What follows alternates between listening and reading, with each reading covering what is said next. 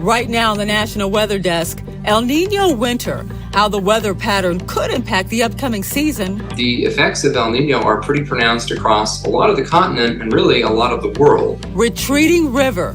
As the Mississippi River gets lower, concerns grow along its banks. We can do a lot to help alleviate these impacts for the American taxpayer. And what's behind this year's calm wildfire season in Utah? Have we gotten lucky, or has behavior really changed?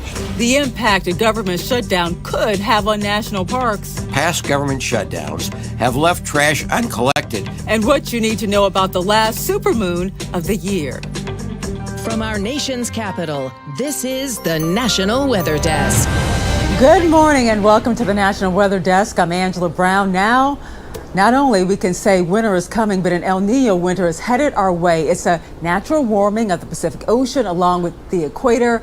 And climate scientists say El Nino has the potential to upend our already wild winter weather expectations from sea to shining sea. Mark Valerio has a breakdown of what may be in store for us. This year, scientists are watching a rapidly developing and strengthening El Nino event. It's a natural climate pattern, typically every 2 to 7 years, bringing warmer than average sea surface temperatures to the equatorial Pacific Ocean. That warming can influence our winter weather. The effects of El Nino are pretty pronounced across a lot of the continent and really a lot of the world. Dr. Daniel Swain, a UCLA climate scientist, explains El Nino is not just a Pacific story. The phenomenon typically leads to warmer and drier conditions in northern sections of the U.S., with cooler and wetter weather across southern stretches of the country. After California endured a winter of relentless atmospheric river systems, El Nino likely means more winter storms this coming January through March could be on the way. I think there is a tilt in the odds towards a wetter than average winter, especially in southern and central California, as well as other parts of the interior southwestern U.S. Dr. Swain adds El Nino could mean an unusually dry winter in the Pacific Northwest and Hawaii, where we've seen wildfires like the devastation in August in Lahaina. But a curveball in this year's El Nino predictions, how the abnormally warm water across the rest of the world's oceans could change how El Nino impacts us. The global oceans outside of the El Nino zone in the tropics are also extremely warm. And so that combination is something we haven't seen before. I'm Mike Valerio reporting. Arctic sea ice likely reached its annual minimum last week. And according to NOAA, that makes it the 6th lowest year in the satellite record. 6.5 million square miles of sea ice was lost between March and September. That's enough to cover the entire continental U.S. Meantime, Antarctic sea ice reached its lowest maximum extent on record earlier this month. All of this is the result of warming temperatures around the globe. And tracking the tropics this morning, Tropical Storm Philippe is heading towards the Greater Antilles. Right now, it could hit the U.S., Virgin Islands, and Puerto Rico late this weekend. The good news here is that the storm is losing steam and likely will only be a depression before it arrives. But right behind it is another disturbance that has a 90% chance of developing into a storm in the coming days. And of course, we're going to be watching that as well. The mighty Mississippi River is not living up to its name these days. In fact, its water levels are plunging for the second year in a row due to terrible drought. Almost every water gauge along a 400-mile stretch of the river is at or below normal levels. Rock formations usually covered by water are exposed.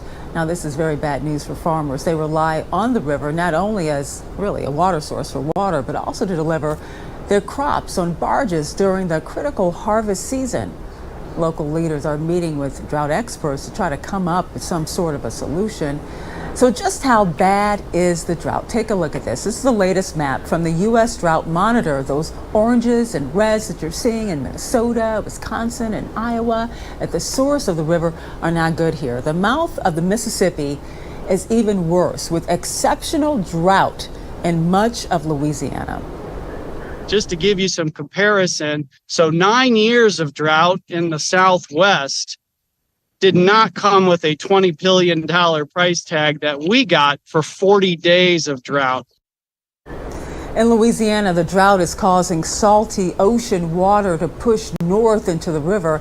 Now, that's a major concern for New Orleans drinking water. The Army Corps of Engineers is now expanding a levee with the hopes of keeping that salt water out of the Mississippi. Well, this has been a very calm wildfire season in Utah. While it's not over just yet, fire officials are breathing a lot easier, a little bit easier actually. Lincoln Graves looks at what's behind the state's steady decrease in fires. 2020 was one of the worst Utah fire seasons in recent memory. But 3 years later, it's a distant memory, with this fire season laying very low. It's been definitely a slow year for sure. A slow year for fires in general, but also for human-caused wildfires. In fact, the numbers show a steady decrease over the past 4 years. There were approximately 1,000 human-caused fires by late September in 2020. That number dropped dramatically for the same time period in 2021 to just above 500. Last year was even lower, just over 400. And so far this year, just under 300 human-caused fires. When it comes to this decrease in fires, have we gotten lucky or has behavior really changed? Honestly, if I'm going to say, I think a little bit of both. Utah has been fighting human-caused wildfires with its Fire Sense campaign for several years now. I think we got lucky with the weather this year, kind of calmed down a little bit. We weren't so hot and dry, and we got really good monsoons, but I also think people are noticing the Fire Sense campaign. Weather is, of course, a huge factor in fire seasons, but Paula says its major role is in how big a fire gets. So she says reductions in human-caused fires always help the overall situation. Do you have itchy eyes or even a runny nose? You could be sick, but you also may be suffering from fall allergies. Yes, we're talking about ragweed and mold spores could be the culprits. Mandy Mather has tips to tackle those autumn allergies. It's that time of year again. The air is crisp, the leaves will fall, and autumn allergies may act up. Things like stuffy nose, drippy nose, sneezing, itching of the nose, or maybe itching, redness of the eyes. Allergist Matthew Rank with Mayo Clinic says allergens floating in fall air can also trigger asthma symptoms, but there are ways to gain control. Rank says to first try saline nasal sprays or rinses, over-the-counter non-sedating antihistamines, and nasal spray medications. Each of those medicines works a little bit differently as far as how fast they work and how well they work. And some of them, particularly the nasal steroid sprays, it's a really good idea to think about 2 to 4 weeks ahead of when your allergy season typically is and getting it started. If symptoms can't be controlled, Rank says it's time to see an allergy specialist who can work on other treatment options to help desensitize you to the allergens or find out what's causing the problem. People that lose their sense of smell. This can happen from somebody who has severe environmental allergy, but that could be a sign that something else is going on. Rank says the National Allergy Bureau website can also help. And you can pick a counting station where they actually count the pollens close to where you live, and you can get some idea what's in the air currently. Well, this week is your last chance to spot a supermoon this year. Meteorologist Ryan Mirando has more on the harvest moon and what makes it so special.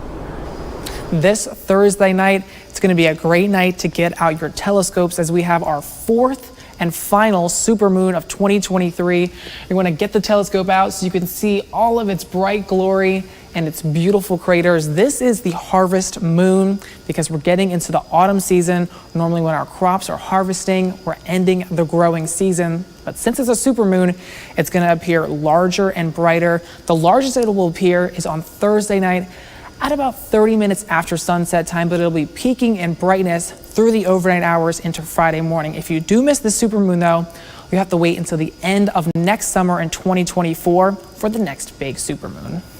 The remnants of Tropical Storm Ophelia are still causing problems in southern New England. Poor sea conditions prompted the Block Island Ferry to cancel service Saturday through Tuesday. Some boats are out of service today. Traditional ferries are running again, but not the high-speed ones. And coming up on the National Weather Desk, a city in Michigan is taking steps to block an invasive fish from one of the Great Lakes. There's a high-tech way some farmers are saving time, money, and water while shielding their crops from pests.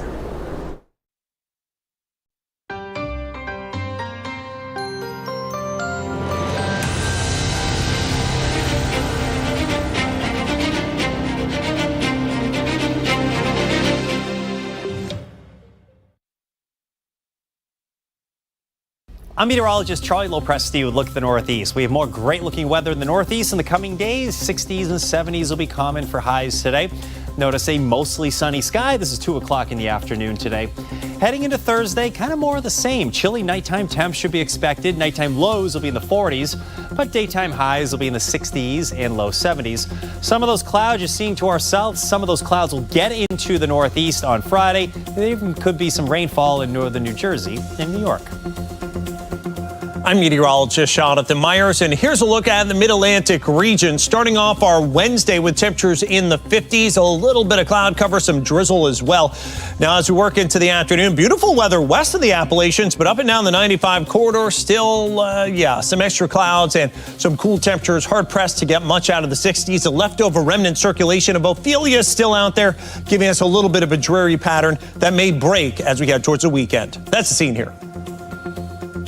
I'm meteorologist Vitas Reed. Here's a look at your southeast forecast temperatures for the day. It looks like we're seeing 77 in Atlanta, 73 Raleigh, the high of right around 81 in Jacksonville, 91 in Tupelo along the Mississippi Delta, a little bit hot there. Looking at 87 in Tampa, 88 West Palm. It looks like we are seeing some coastal showers and thunderstorms, a little bit of cloud cover along the I-95 corridor, stretching in towards Georgia. But down in Florida, definitely some moisture as that frontal boundary is kind of hanging around down there, firing up the atmosphere.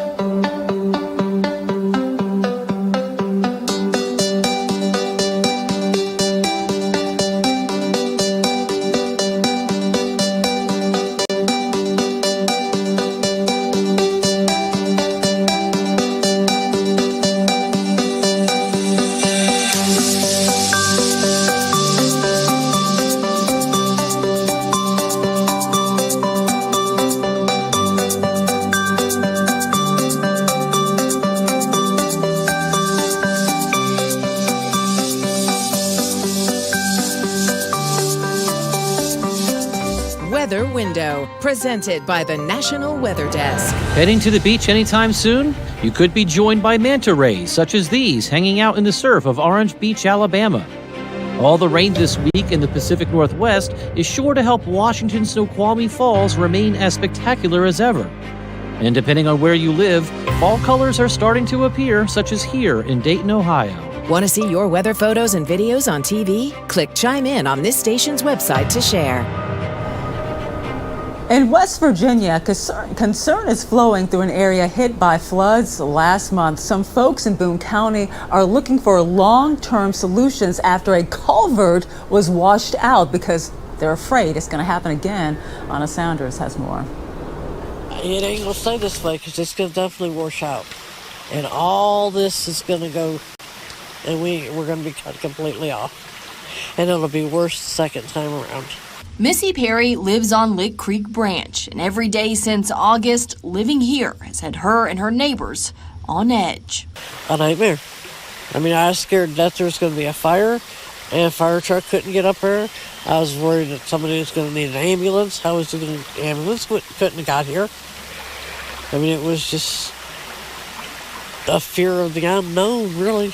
The floods destroyed their culvert and the road, leaving them trapped for days. A gravel access road that runs through the creek was put in a week later by DOH, but Perry says it's less than ideal, dependent on the height of the creek, and she doesn't even want to think about the challenges winter could bring. Perry says she would like to see something more stable and reliable. Because it's scary not being able to basically get out and being stuck. It's scary.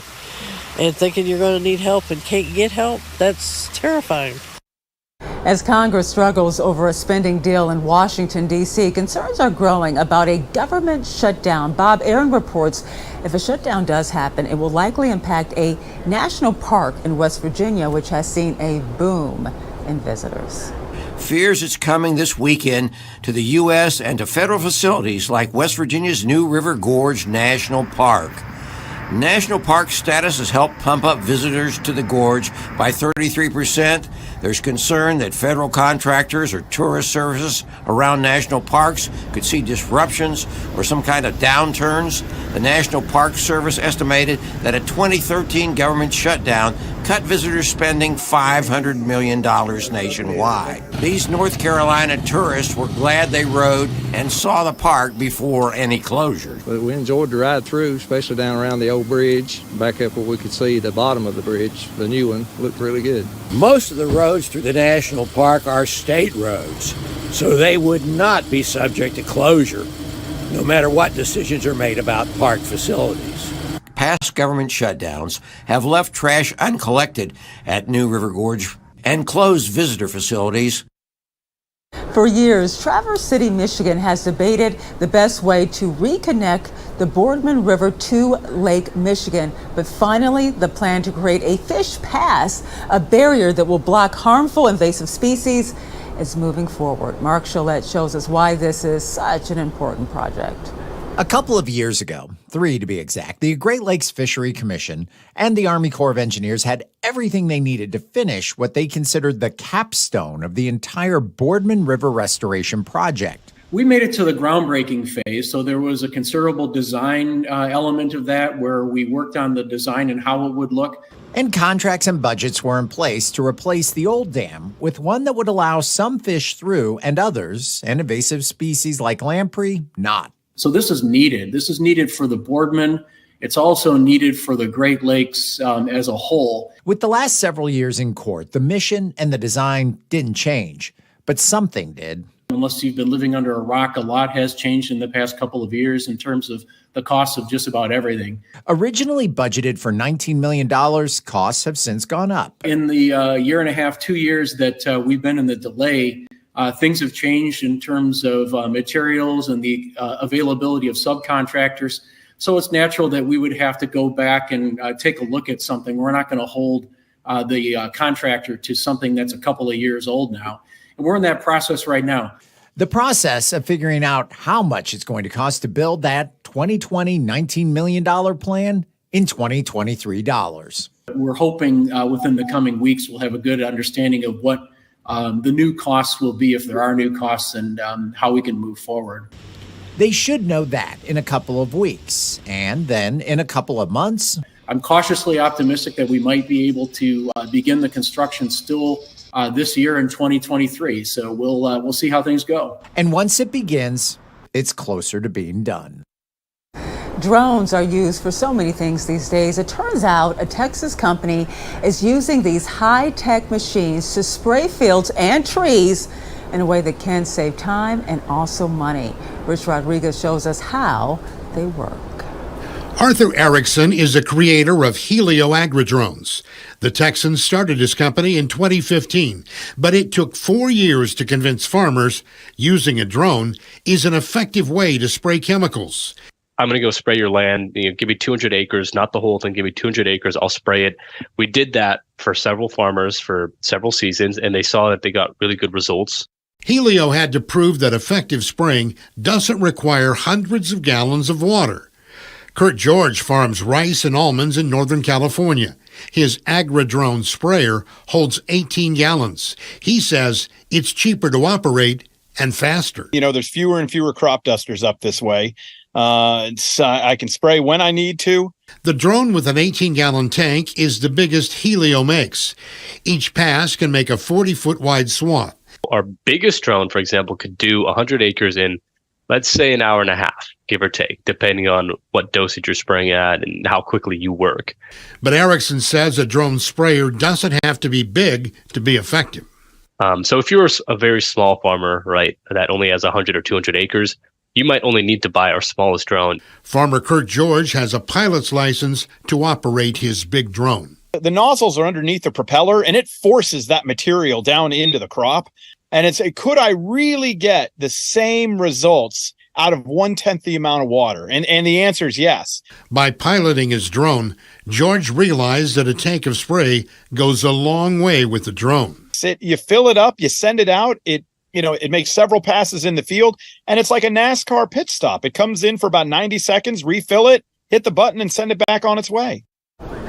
Now let's check to see the weather in cities across the country today. Let's start in Waterford, Connecticut. The sun will be shining on the water today with a high of 68 degrees. A great day to be out on the lake and of the Ozarks. It's looking like a sunny day with highs in the low to mid 80s. It's going to be hot in central Texas. Austin is looking at mostly sunny skies with the mercury topping 97 degrees this Wednesday.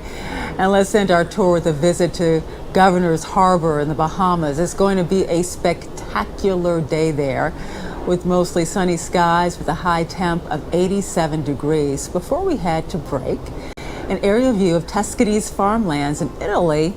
We'll be right back.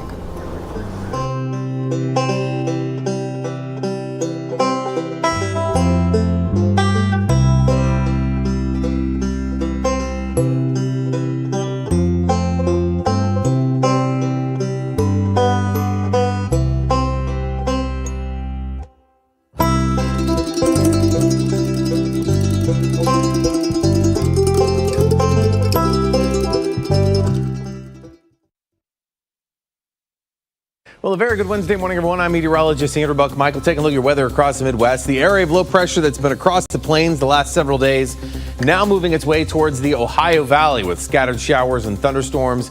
As we head into the day tomorrow, that continues to drift its way farther to the east with a lot of sun out across the plains there. Look at that, 95 in Wichita for tomorrow, 94 there by Friday. A little bit of rain does try to swing its way back in from the north on Friday. Good Wednesday morning to you. Meteorologist Chris Suchan. Look at our forecast today across the region, starting off some pretty comfortable temperatures.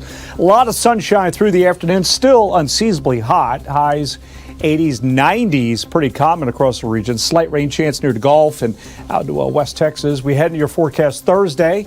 Again, fairly comfortable in the morning. A lot of sunshine Thursday afternoon. Really not much of a rain chance. And you see those high temperatures still low to mid 90s across the region.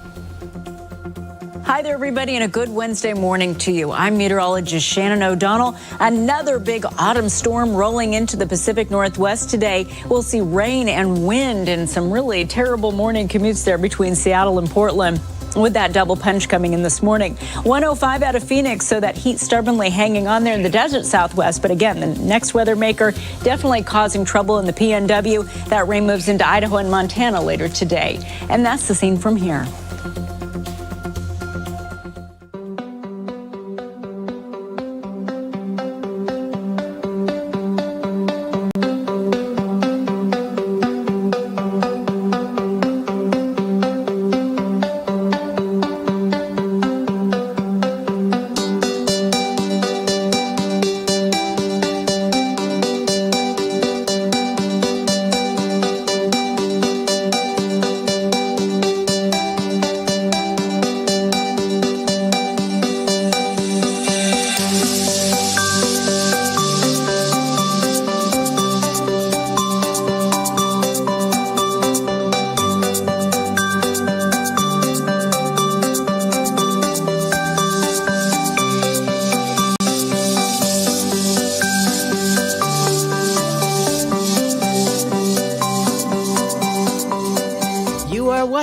The National Weather Desk. August was another record breaker. NOAA says last month was the hottest August ever recorded, dating back 174 years. And get this, it also marks the 534th consecutive month temperatures soared above the 20th century average. Now that's more than 44 years. Now, one place that was definitely feeling the heat this summer was El Paso, Texas. Meteorologist Brad Montgomery has the numbers on the record-breaking season. We saw 70 100-plus degree days this summer. Okay, now that puts us in the number one spot. Prior to that, the record was 62, set back in 1994, 62 triple-digit days in a year. So for 2023, the average July temperature, again, high and low combined, 89 degrees, almost 90 degrees, okay? For August, it was 84.5, okay? Now, if you look at 94, it was 87 for July, and it was 82 for August for the heat wave of 94. It's just more weather extremes. So, you know, when we get rain, a rain shower or a thunderstorm, it can drop heavier rainfall, in a shorter period of time. When we have heat, it can be hotter.